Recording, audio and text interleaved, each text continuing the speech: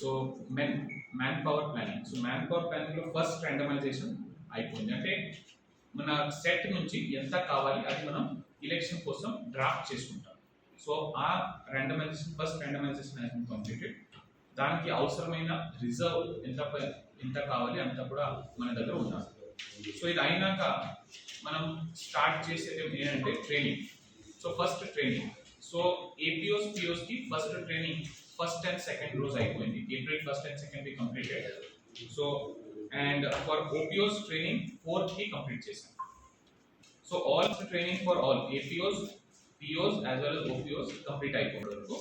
So దీంట్లో major గా ఏమంటే వాళ్ళకి కావాల్సిన ప్రాక్టికల్ నాలెడ్జ్ అంటే డైరెక్ట్ గా బికాస్ ఇప్పుడే వాళ్ళు చేశారు ఎలక్షన్స్.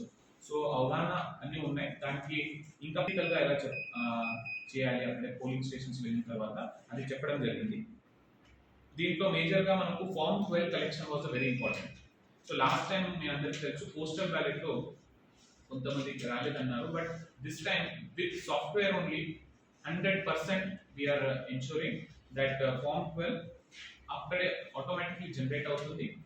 అండ్ దెన్ పర్సోనల్ నుంచి మనం తీసుకుంటున్నాము ఫార్మ్ 12 ఎక్కడే రిజిస్టర్. అంటే దాంట్లో 2 ఆప్షన్స్ ఉంటాయి.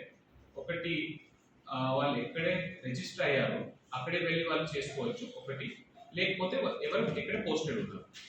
సో అంటే ఆసిఫాబాద్ లో ఒక పోస్టెడ్ ఉన్నారంటే if is registered in Secunderabad అనుకోండి. So he has option of going to Secunderabad మనకు. సో అందుకే ఈజీ అయిపోతుంది. అన్ని అరేంజ్మెంట్స్ కూడా పక్కగా మనం చేసుకుంటాం.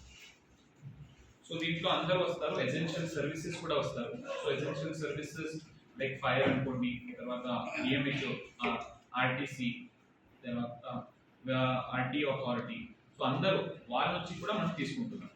సో బికాస్ ఆ రోజు వాళ్ళు వేరే వేరే పనిలో ఉంటారు. సో దీస్ ఆర్ సర్వీసెస్ కూడా ఫార్మ్ 12 తీసుకొని వారికి కూడా పోస్టల్ బ్యాలెట్ ఇవ్వడం జరుగుతుంది.